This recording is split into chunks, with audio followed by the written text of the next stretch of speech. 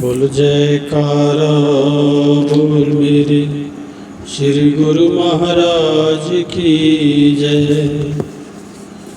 श्री परमहंस गुरुदेव जी निराकार साकार, जिनकी पदनक ज्योति से आलोकित संसार। परम पुरुष पूर्ण धनी आनंद घन सुख रूप, सर्वारंभ में पूजिए पावन चरण अनूप। सर्वारंभ में पूजिए पावन चरण अनूप। सतगुरु के चरनार से जोड़ सुरत की डोर, पल पल ध्यान लगाइए जैसे चंद्र चकोर। पल पल ध्यान लगाइए जैसे चंद्र चकोर। जाके मस्तक लिखे विदाना, भेटे सतगुर कृपा निदाना। गुरु दर्शन फल गुरुमुख पावे, सहजे आत्म रूप लखावे। सतगुरु मिलन वसंत समाना, अति आनंद न जाए बखाना। मन मंदिर में गुरु को बसाओ, तिलक पुष्प और हार चढ़ाओ। सतगुरु को पुनि चवर जुलाओ, श्रद्धा से नित शीश झुकाओ। भक्ति प्रेम के दीप जगाओ, घट में परम प्रकाश फैलाओ। सतगुरु को नित भोग लगाओ, शीत प्रसाद स्नेहित पाओ। प्रेम सहित मिल महिमा गाओ, गुरु पूजा कर भाग मनाओ। गुरु पूजा कर भाग मनाओ।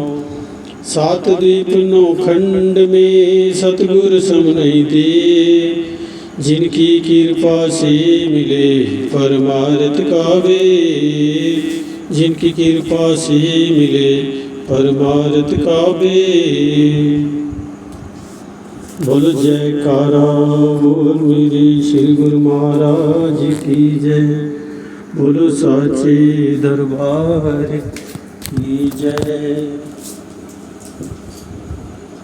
श्री परमहंस अद्वैत मत अमर ज्योति दर्शन विशिष्ट आश्रम अनंत धाम चंदेरी।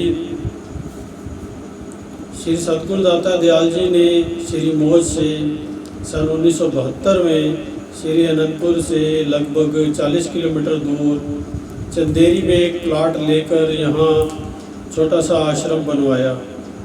ललितपुर मेहरौनी जाते समय इस आश्रम पर कभी कभी थोड़े समय के लिए ठहरते। आश्रम में स्थायी रूप से सेवा करने वाले और साथ आए हुए गुरुमुख जनों को श्री चरणों की समीपता प्रदान कर उनके जीवन में सच्ची खुशियों की प्रभात कर देते। थोड़े ही समय में असीम खुशियां और अनुपम प्यार लुटाकर सबको मनोहारी दिव्य अति दिव्य श्री दर्शन छटा से मंत्र मुग्ध कर देते। अमृत तुल्य वाणी में सभी गुरुमुखों की कुशलात पूछकर उनके जीवन में सौरभ भर देते। ललितपुर स्टेशन पर उतरने वाली संगत देर सवेर होने पर यहाँ ठहरती। यहाँ यह स्थान काफ़ी छोटा होने से यहाँ श्री मंदिर भी छोटा था और रहने के लिए कमरे भी कम थे। सन 2008 में पीछे की कुछ ज़मीन लेकर इस आश्रम को बड़ा किया गया। सारी रूपरेखा तैयार करवाकर श्री मंदिर जी का नवनिर्माण करवाया। महात्मा भक्तों के लिए कमरे बनवाए तथा लंगर ग्रहण करने का स्थान भी उचित ढंग से बनवाया। संगत को श्री दर्शन सुविधाजनक हो सके इस हेतु श्री गुरु महाराज जी के कक्ष के आगे काफ़ी बड़ा बरामदा और आंगन बनवाया गया। इस सारे कार्य की जिम्मेवारी और सुव्यवस्था हेतु महात्मा ध्यान सत्यानंद जी को यहाँ का प्रबंधक नियुक्त किया गया। महाप्रभु जी श्री आनंदपुर से ललितपुर के मार्ग में ट्रेन से जाते हुए श्री प्रयागधाम से आते हुए कुछ समय यहाँ भी रुकते और चंदेरी की संगत को पावन श्री दर्शन की अनमोल घड़ियाँ प्रदान कर विशेष कृपा करते। सरस धाम ललितपुर। महापुरुषों के अनंत अनंत उपकारों की एक झलक भी वर्णनातीत है। पर्वों पर अधिकतर यात्री बीना स्टेशन से ट्रेन द्वारा अशोकनगर पहुंचकर निजी बसों की व्यवस्था से श्री अनंतपुर पहुंचते थे। ये मार्ग काफ़ी लंबा पड़ता है और समय भी अधिक लगता है।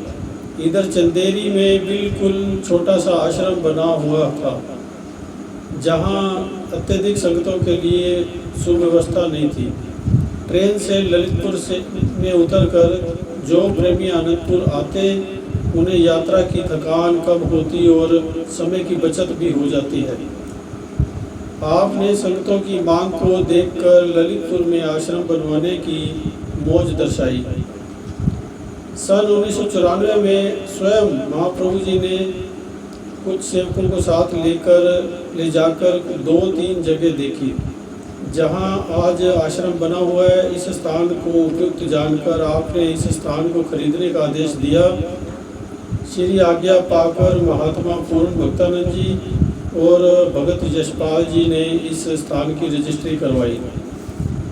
सब कार्यवाही हो जाने के पश्चात आपने महात्मा ज्ञान विचारानंद जी को इसकी 4 दीवारी करने की आज्ञा फरमाई। सन 1996 में इस स्थान की सारी रूपरेखा तैयार करवाई। श्री मंदिर, सत्संग भवन, भक्त व भक्तानियों के रहने का अलग स्थान, लंगर एवं पार्क आदि सब आवश्यकताओं को मद्देनजर रखते हुए पूरा नक्शा तैयार करवाया।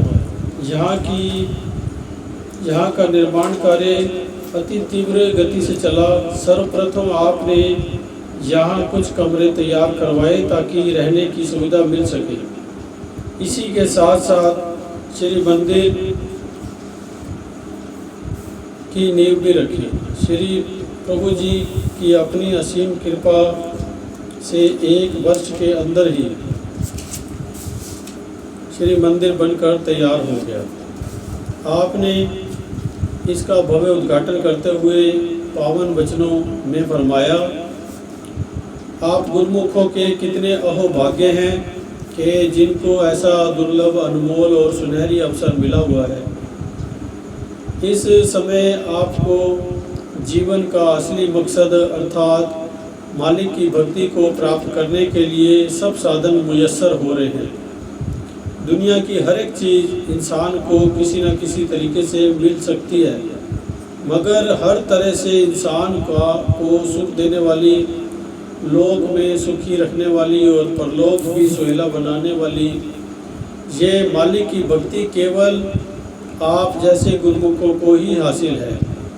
आप बहुत ही भाग्यशाली हो जिनको ऐसा दुर्लभ समय मिला है और साथ में दुर्लभ वस्तु अर्थात भक्ति प्राप्त हो रही है। इसलिए हर गुरुमुख को अपने दिल में ये विचार होना चाहिए कि जब ऐसी दुर्लभ वस्तु, कीमती चीज़ जो कि यहाँ भी किसी जगह में भी नहीं मिल सकती, जब ऐसी दुर्लभ वस्तु, कीमती चीज़ जो कि कहीं भी किसी जगह में भी नहीं मिल सक पाती और सुख, शांति एवं आनंद प्रदान करने वाली है, तो इसको कैसे प्राप्त करें। इसे प्राप्त करने के लिए गुरुमुख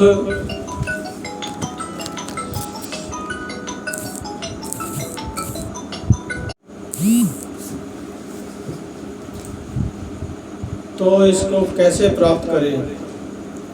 इसे प्राप्त करने के लिए गुरुमुख को हर वक्त इस कोशिश में होना चाहिए कि इसका हर श्वास, सारा समय इसी भक्ति को हासिल करने के लिए लगा रहे, ताकि ऐसा समय हाथ से निकल ना जाए और इंसान की हसरत दिल में ही न रह जाए, क्योंकि ये ऐसा समय है जो बार बार नहीं मिलता और ऐसा संयोग है जो कि हर किसी को नसीब नहीं होता।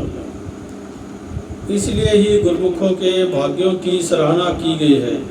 इस संसार में पहले तो मानुष जन्म की प्राप्ति होना ही बहुत दुर्लभ है, फिर सत्पुरुषों की संगति का मिलना उससे भी दुर्लभ है। उन्हें ऐसे भक्ति के साधन मुयस्सर हो जाने ये बड़े ही ऊंचे भाग्यों की निशानी है। इसलिए महापुरुष गुरुमुखों को जो उनके संपर्क में आ जाते हैं उनको हमेशा इस बात से होशियार करते, चेतावनी देते हैं कि ये संयोग हर वक्त नहीं मिलता। इसलिए आप पूर्ण सतर्कता से इस वक्त का फ़ायदा उठा लो। ये समा फिर कर नहीं मिलता बार बार है, वक्त और सामान कब मिले हर बार है। यूं तू ये दिल में जानता मैं नहीं मरने का कभी, पर मालूम नहीं तुझको के दम की क्या बुनियाद है। उम्र का लम्हा अब तो छिपने के नज़दीक आ गया, सिर पर आ खड़ी मौत की छनकार है। नींद और गफलत से जो नहीं सुनेगा इस बात को, फिर पछताएगा बाद में होना पड़े जब ख्वार है। गुरुमुखों, महापुरुष ही ये चेतावनी देते हैं कि ऐसा समय, ऐसा संयोग इंसान को बार बार नहीं मिलता। ये इंसान को तभी पता चलता है जब सत्संग की रोशनी में आता है। आम दुनिया को तो ये पता ही नहीं है कि असली काम कौन सा है। वे हर समय इन्हीं झमेलों में दुखी हैं, अशांत हैं और उल्टे काम करने में अपने जीवन के मकसद को गंवा रहे हैं। जीवन बर्बाद कर रहे हैं, मगर उनको कौन समझाए। सभी को तो माया की लगन है, माया ही की सब रचना है और माया ने ही सब जाल फैलाया हुआ है। माया के फंदे में आकर जीव को कुछ सूझ नहीं पाता। ये तो भाग्यों से सत्पुरुषों की संगति मिलती है और इंसान को जागृति आती है कि हमारे जीवन का क्या मकसद है, हम किस लिए आए हैं। महापुरुष फरमाते हैं कि ना ये दुनिया अपनी है, ना दुनिया के सामान अपने हैं और ना दुनिया के काम अपने हैं। तेरा काम तो मालिक की भजन बंदगी है। हर सांस में मालिक के नाम का सुमिरन करते हुए, पांचों नियमों की प्रतिदिन पालना करते हुए अपना लोक परलोक भी संवारना है और अपना लोक भी संवारना है और परलोक भी सुहेला करना है। श्री वचनों में सत्संगति की महिमा श्रवण कर सत्य व असत का रहस्य जानकर गुरुमुखों के हृदय में आत्म जागृति उत्पन्न हुई। अंतर मानस सच्चे ज्ञान के प्रकाश से आलोकित हो उठा। महापुरुषों के उपकारों का गुणगान करते हुए आभार व्यक्त करने लगे और खुशियों से दामन भरने लगे। महापुरुष दिन रात अथक परिश्रम द्वारा किस प्रकार सेवकों के लिए रचना रचाते हैं, उन्हें सेवा का सौभाग्य बख्शे हैं और उनकी हर तरह से सार संभाल भी करते हैं। समय के साथ साथ जैसे आवश्यकता बढ़ती गई, ऊपर भी कमरे बनवाए, दोनों ओर खिलाने वाले लंगर का निर्माण करवाया, श्री मंदिर को भी बढ़ाकर विशाल रूप दिया। इस आश्रम की जिम्मेवारी स्वामी विचार पूर्णानंद जी को सौंपी गई। महाप्रभु जी वर्ष में 1-2 बार ही श्री प्रयागधाम से आते जाते, जब यहाँ कृपा करते तो टीकमगढ़ व आसपास के क्षेत्र के से संगतें श्री दर्शन एवं प्रवचनों का लाभ प्राप्त करती और कर रही हैं। इस आश्रम के बन जाने से ललितपुर स्टेशन पर आने जाने वाली संगतों को यहाँ ठहरने की सुविधा उपलब्ध हो गई। गुरुमुख जन यहाँ विश्राम एवं भोजन की व्यवस्था पाकर अत्यंत प्रसन्न होते हैं। वर्तमान समय में अधिकतर संगत एवं गुरुमुख प्रेमी ललितपुर स्टेशन से उतरकर श्री आनंदपुर की व्यवस्था से 1.5-2 घंटे में श्री आनंदपुर पहुँच जाते हैं। अपने घर में आकर सुख की सांस लेते हैं और महाप्रभु जी के गुणवाद गाते हुए कृतार्थ होते हैं। अन्य विशिष्ट आश्रमों में के साथ ये भी सेवा, सत्संग एवं परमार्थ कार्य में दिन रात संलग्न है। अतुल धाम, अशोकनगर। श्री सदगुरुदेव जी महाराज श्री तृतीय पातशाही जी ने बिना स्टेशन से रेल द्वारा यात्रा करने वाले गुरुमुखों के लिए अशोकनगर से श्री आनंदपुर पहुंचने के लिए 35 मील की दूरी पर अशोक नगर आश्रम बनाया। यहाँ पर वर्तमान समय में भी दर्शनार्थी संगतें इस आश्रम पर आती हैं। पुनः बसों द्वारा श्री आनंदपुर में पहुंचती हैं। आने व जाने के समय लंगर का सुचारू प्रबंध पाकर अनुयायियों को परम सुख की अनुभूति होती है। श्री परमहंस दाता दयाल जी श्री पंचम पातशाह जी ने यहाँ पर कच्चे बने हुए स्थानों का नव निर्माण करवाया। हवादार खुले बस स्टैंड का स्थान बनवाया। संगतों की सुविधा के लिए बड़े बड़े स्नान घर व पीने के ठंडे पानी की मशीनें लगवाई। आवास स्थान की और भी इसी प्रकार पूरे क्षेत्र की रूपरेखा को बदल दिया। इस आश्रम में श्री परमहंस अद्वैत मंदिर का धूमधाम से मुहूर्त किया, जहाँ पर प्रातः साय पास में बने हुए घरों के में रहने वाले गुरुमुख परिवार श्री आरती पूजा करने आते हैं। प्रत्येक मास के प्रथम रविवार को यहाँ भंडारे का आयोजन किया जाता है और श्री आनंदपुर से प्रबंधक जन महात्मा जन भी इस कार्यक्रम में सम्मिलित होते हैं। महाप्रभु जी स्वयं भी श्री आनंदपुर से आते जाते हुए प्रोग्राम अनुसार यहाँ ठहरते हैं। श्री दर्शन एवं सत्संग से संगतों को लाभान्वित करते यहाँ के निवासी अनुयायियों परिवारों के पूर्व पुण्यों का संचय इन्हें गुरु भक्ति के स्वरूप में मिल गया है। आश्रम तथा श्री आनंदपुर तीर्थ धाम की समीपता का महान सौभाग्य पाकर इन्हें आत्म आनंद और परम सुख की प्राप्ति का ये अनमोल खजाना मिल गया है, जो कई वर्षों के कठोर तप साधना के द्वारा मिलना भी असंभव था। यहाँ पर गुरुमुख प्रेमी सेवा सुमिरन सत्संग एवं दर्शन ध्यान के साधन अपनाते हुए मानव जन्म का कर्तव्य पूर्ण करते हुए कृतार्थ हो रहे हैं। अमर निवास गुना आपकी श्री मौज से शहर से 6 किलोमीटर दूर अशोक नगर गुना रोड पर खुला स्थान देखकर और उसे आश्रम के लिए उपयुक्त जानकर खरीदा गया।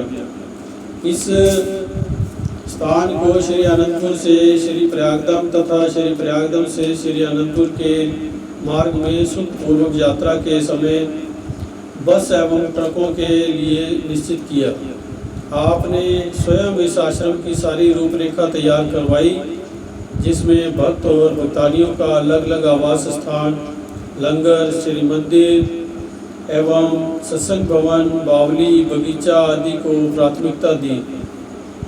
इनका निर्माण करवाते समय आपने गुरुमुख प्रेमियों को सेवा के सुदुर्लभ अवसर प्रदान कर खूब खुशहाल किया। आप स्वयं यहाँ कुछ दिन विराजमान रहते। आप श्री आनंदपुर से क्रमानुसार कुछ सेवकों को बुलाकर सेवा और श्री दर्शनों का अमीय पिलाते।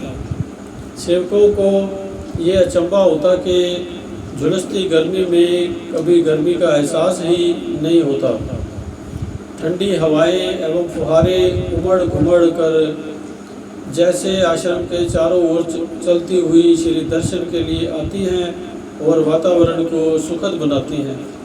महाप्रभु जी भी अत्यधिक समय बाहर श्री सेवा पर श्री दर्शन देते। पुराने समय में श्री आनंदपुर की कठिनाइयों का इतिहास सुनाते। गुरु भक्ति पथ पर दृढ़ अविश्वास, अतुल श्रद्धा से त्याग और वैराग्य की महिमा सुनाते। श्री मंदिर जी की नींव निज कर कमलों से रखकर आपने इसके शीघ्र निर्माण का आदेश दिया। गुरुमुख जन उत्साह और श्रद्धा से सेवा कार्य में जुट गए। आप भी वहाँ समीप ही कुर्सी पर विराजमान हो गए। अत्यधिक गर्मी के कारण महात्मा ज्ञान शरदानंद जी अंदर से छाता लेकर आपके ऊपर खोलकर खड़े हो गए। आपने फरमाया, पहले इन सब गुरुमुखों के लिए छाते लाओ, तो धूप में खड़े होकर सेवा कर रहे हैं।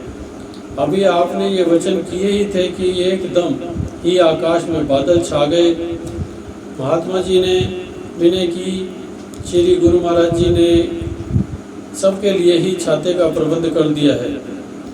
उस दिन रात्रि समय श्री दर्शन खुले, आपने अपनी अमृत तुल्य वाणी में फरमाया, कुदरत ने हर एक चीज़ में अपनी अपनी तासीर भर दी है। जिस प्रकार की वह चीज़ ग्रहण करता है वैसा ही उसकी तासीर अपना प्रभाव डालती है। गर्म चीज़ की तासीर गर्म और ठंडी चीज़ की तासीर ठंडी होती है। महापुरुषों ने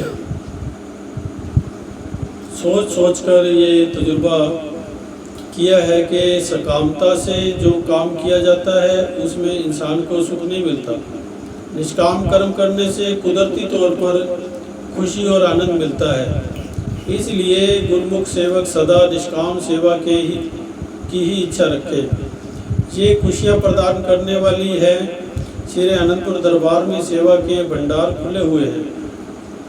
निष्काम सेवा करके नित्य सच्ची खुशी और सच्चा आनंद प्राप्त करें। जीवन को सुख सत्पुरुषों की सेवा में लगाकर अपने वास्तविक लक्ष्य को प्राप्त करें। आज का दिन खुशी का दिन है। श्री मंदिर जी की नींव का मुहूर्त हो गया है। आप सब गुरुमुख जन इस सेवा में अधिक भाग लेकर अपने जन्म को सकारत करें। इस प्रकार अन्य आश्रमों में विराजमान होकर परमार्थ के कार्य में कई नगरों में जाकर श्री दर्शन और सत्संग का स्वर्ण अवसर प्रदान करते और गुना अमर निवास में भी वर्ष में 1-2 बार अवश्य ही आकर ठहरते। अतः इसके निर्माण के मध्य एक बार रात्रि श्री दर्शनों के समय महात्मा अनंत योगानंद जी सत्संग प्रवचनों में एक प्रसंग सुनाते हुए कहने लगे, पाकिस्तान में रहने वाले एक गुरमुख भगत जी का अपना व्यवसाय है। उनकी वहाँ कपड़े की दुकान है। वह प्रतिदिन नित्य नियम से दुकान पर काम आरंभ करने से पहले श्री आरती पूजा करते हैं। जब तक श्री आरती पूजा ना हो जाए तब तक किसी ग्राहक को सामान नहीं बेचते। उनका ऐसा नियम कई वर्षों से चला आ रहा था। आपने अपने इसी नियम अनुसार उन्होंने एक दिन दुकान खोली। श्री आरती पूजा करने को तत्पर हुए। दीप जलाया, हाथ में दीप की थाली लेकर लिए श्री आरती पूजा शुरू करने ही लगे थे कि उनके पुत्र ने आकर बताया कि बाहर एक ग्राहक खड़ा है जो कि काफ़ी माल खरीदना चाहता है। श्री आरती पूजा अभी आरंभ नहीं हुई थी, इसलिए उसने पिताजी से कहा कि पहले ग्राहक को सौदा दे दिया जाए, उसके पश्चात श्री आरती कर लेंगे। लेकिन भगत जी नहीं माने। श्री वचनों पर उनकी आस्था अडिग थी और तनिक भी नहीं डगमगाई। उन्होंने कहा कि उसे जाकर प्रेम से कह दो कि उसे आधा घंटा प्रतीक्षा करनी पड़ेगी, अथवा वह बाजार में अन्य किसी भी दुकान से सामान खरीद सकता है। पुत्र को यद्यपि अपने पिताजी की ये बात बिल्कुल अच्छी नहीं जची, परंतु भगत जी अपने निर्णय पर स्थिर रहे। ग्राहक आधा घंटा कहाँ रुकने वाला था, वह अगली दुकान की ओर बढ़ गया। अगले दिन जब भगत जी ने दुकान खोली तो उसी ग्राहक को दुकान के सामने खड़ा पाया। भगत जी ने पूछा कि वह कैसे खड़ा है। उस ग्राहक ने बताया कि कल सारा बाजार घूम लेने पर भी उसे अपनी तसल्ली का कपड़ा नहीं मिला, इसलिए आज वह पुनः यहाँ आया है। भगत जी ने कहा कि आधा घंटा प्रतीक्षा तो आज भी करनी पड़ेगी, क्योंकि अभी श्री आरती पूजा करने के पश्चात ही मैं आपको कपड़ा दिखा पाऊँगा। वह ग्राहक सरलता से इंतज़ार करने के लिए मान गया और उनकी दुकान से काफ़ी सामान खरीद कर ले गया। श्री सद्गुरुदेव महाराज जी द्वारा बनाए गए एक एक नियम में इतनी ताकत है कि जो भी इनका दृढ़ता से पालन करता है और इन नियमों को प्राथमिकता देता है तो श्री सद्गुरुदेव महाराज जी उनके काम स्वयं करते हैं। उनके सभी कार्य स्वाभाविक रूप से संपन्न हो जाते हैं और गुरुमुख सुख शांति से अपना जीवन व्यतीत करते हैं। श्री प्रभु जी ने उसी समय माइक लेकर वचन किए, गुरुमुखों को इसलिए ही पांचों नियमों को की दृढ़ता से सुदृढ़ता से पालना करने के लिए आदेश दिया जाता है। सबने इस प्रसंग को सुन ही लिया है, चाहे कोई देश में रहे चाहे कोई विदेश में रहे। मन में पूर्ण आस्था रखकर नियमों की पालना अनिवार्य रूप से करते रहे, इसमें ही जीवात्मा का कल्याण निहित है। यहाँ के निर्माण कार्य के चलते आपने कई बार यहाँ कृपा फरमाई और गुरुमुखों को सेवा के साथ साथ देव दुर्लभ श्री दर्शनों का सुअवसर भी प्रदान किया। सेवा स्थल पर आकर विराजमान होते और गुरुमुख प्रेमियों को समीप बिठाकर प्रसाद खिलाते, सेवकों की सारी थकान पल भर में गायब हो जाती है। श्री दर्शनों से एक नई स्फूर्ति भर जाती और पुनः जी जान से सेवा करने लगते। उन दिनों श्री मंदिर जी का सेवा कार्य चल रहा था। गुरुमुख जन तन बदन की होश भुलाए सेवा में निमग्न थे। उन्हें इस प्रकार सेवा करते हुए देख महाप्रभु जी अत्यंत प्रसन्न हुए। सबको पास बिठाकर फरमाने लगे, जिस प्रकार सूर्य की एक किरण हर स्थान को रोशन कर देती है, अंधकार वहां से स्वतः ही पलायन कर जाता है, इसी प्रकार श्री परमहंस दयाल जी ज्ञान और भक्ति के जाज्वल्यमान भास्कर हैं। उन्होंने जो सेवा की रचना रचाई है और लगन और भक्ति के प्रताप से उजाला फैलता है और अंधकार दूर चला जाता है। यहाँ अमर निवास में श्री परमहंस अद्वैत मंदिर का सेवा कार्य चल रहा है। इस सेवा में से प्रेमी जिज्ञासुओं को सच्चा धन और सच्ची खुशी मिलेगी। गुरुमुख जन सेवा भक्ति और नाम की कमाई करके जीवन खुशहाल बनाएंगे। अपने जीवन के उद्देश्य को पाकर उनका लोक सुखी परलोक सुहेला होगा। भक्ति की पूंजी मिलेगी। जब तक ये सृष्टि रहेगी भक्ति परमार्थ का सिलसिला चलता रहेगा। गुरुमुख जन महापुरुषों की आज्ञा अनुसार सेवा करते हुए लाभ उठाते रहेंगे। आपकी अपार कृपा से बहुत जल्द ही श्री मंदिर जी का निर्माण कार्य संपूर्ण हो गया। सेवकों की सेवा रंग लाई। सबकी प्रसन्नता का कोई पारावार नहीं था। इसके शुभ मुहूर्त की घड़ियां भी समीप आ गई। श्री मंदिर जी को रंग बिरंगी लड़ियों और सुगंधित फूलों से सजाया गया। बिजली की टिमटिमाती लड़ियों से श्री मंदिर जी की शोभा अद्वितीय लग रही थी। श्री मंदिर जी का हर कोना हर कूचा अनूठी आभा से जगमगा रहा था।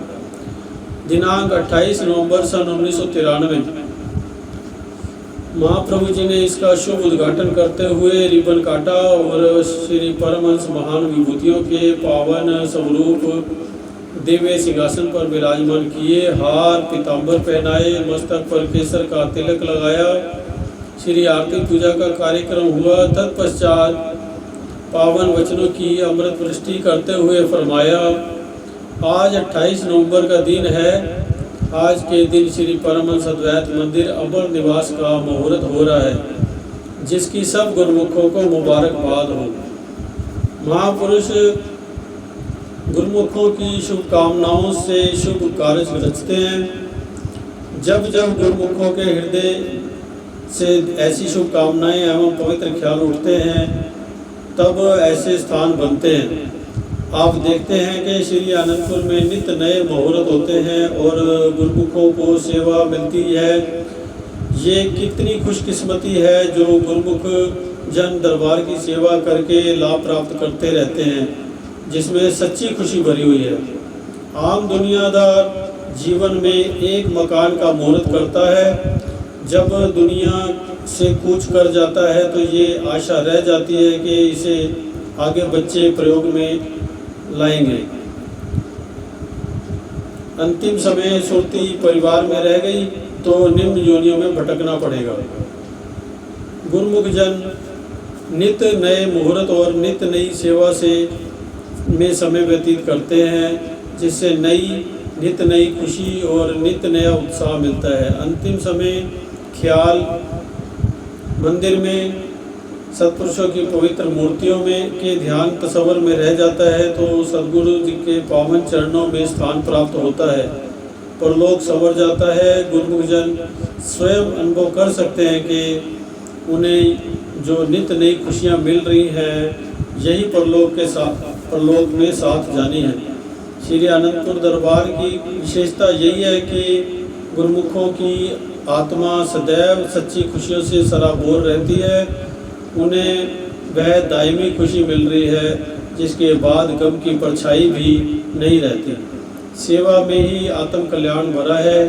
महापुरुष इसी काम में लगे रहते हैं ताकि गुरुमुखों का समय निष्काम सेवा, भजन व सत्संग में खर्च हो, गुरुमुख जीवन का सच्चा लाभ उठा सके, उन्हें अंतिम समय खुशी और आनंद प्राप्त हो, कभी भी कोई दुख गम ना हो।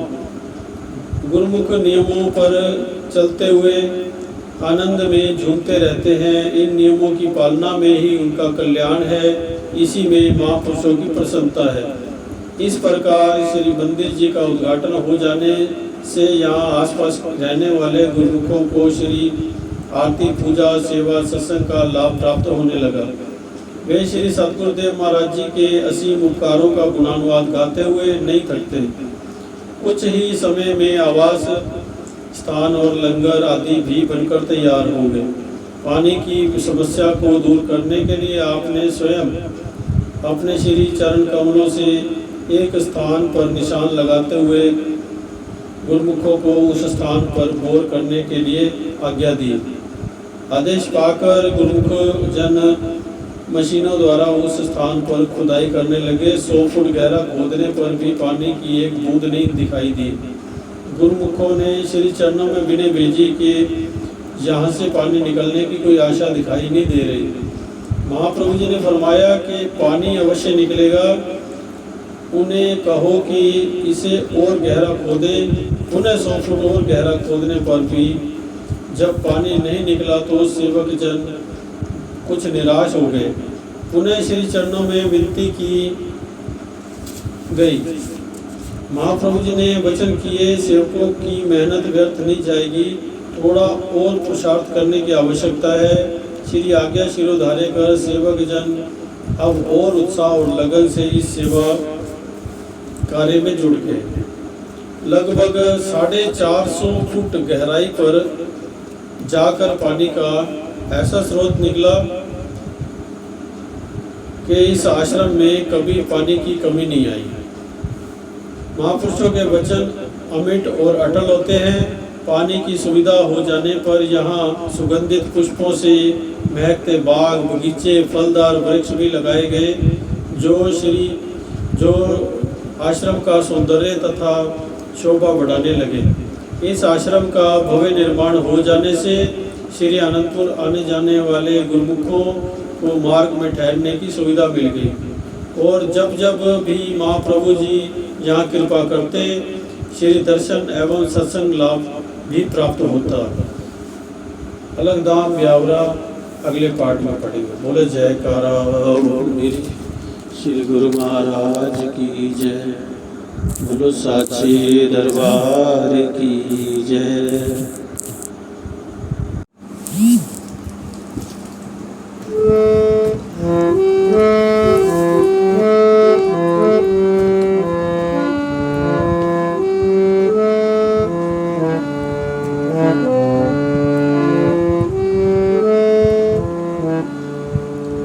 बोलो जयकारा बोल मेरे श्री गुरु महाराज की जय। सतगुरु जी मेरे शाबो के शाम, कुर्बानी पर दो जहां, कुर्बानी पर दो जहां। सतगुरु जी मेरे शाबो के शाम, कुर्बानी पर दो जहां।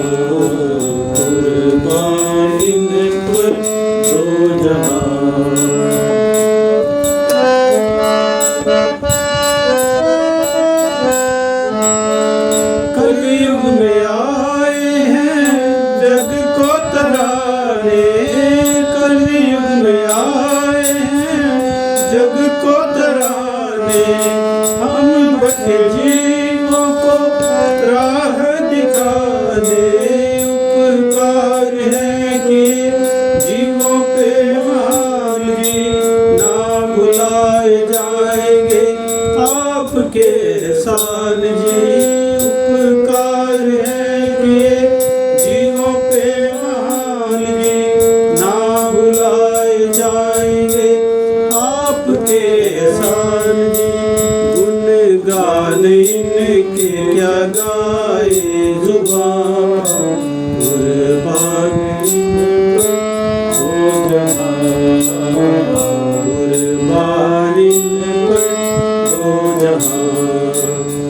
सतगुरु जी मेरे हैं शाहों के शाह, कुर्बान इन पर हो जहां, कुर्बान इन पर हो जहां।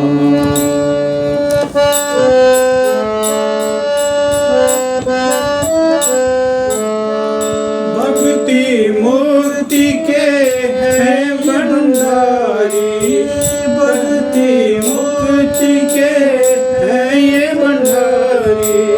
फैली त्रिलोकी में महिमा है न्यारी, फैली त्रिलोकी में महिमा है न्यारी।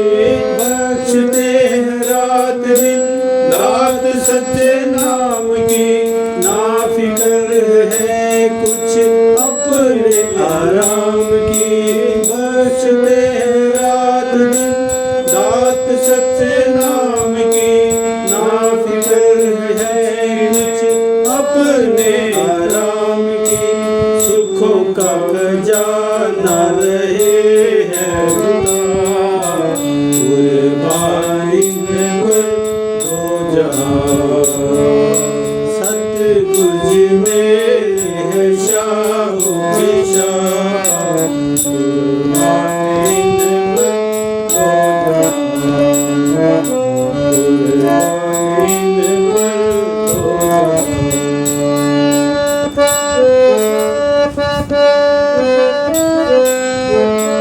रहमत के सागर ये दाता दयाल जी, रहमत के सागर ये दाता दयाल जी। एक झलक में करते सबको निहाल जी, एक झलक में करते सबको निहाल जी। जिसने लिया आपका आधार जी, वो सहजे में हो जाए भवसागर से पार जी। जिसने भी लिया आपका आधार जी, वो सहज में हो जाए भवसागर से पार जी। चूमे कदम उनके मंजिल सदा, कुर्बानी में पर दो जहां।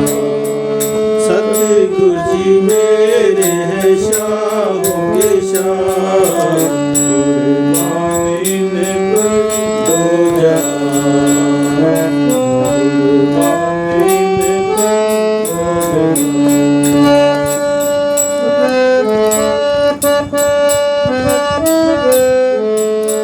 दास की विनती है आपसे स्वामी, दास की विनती है आपसे स्वामी। चरणों में तेरे बीते मेरी जिंदगानी, चरणों में तेरे बीते मेरी जिंदगानी। यूं ही निहारता रहूं सदा छवि तेरी, आपके दीदार भी गुजरे ना एक घड़ी। यूं ही निहारता रहूं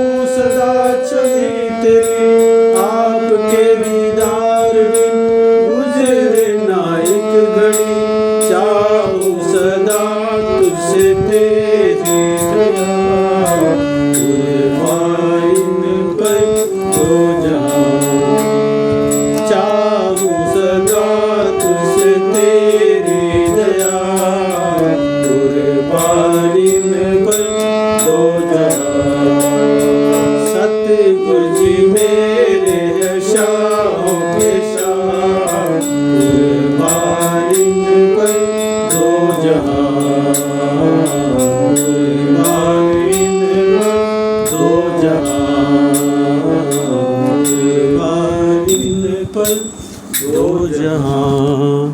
बोलो जयकारा। बोल मेरे सिर गुरु महाराज की जय।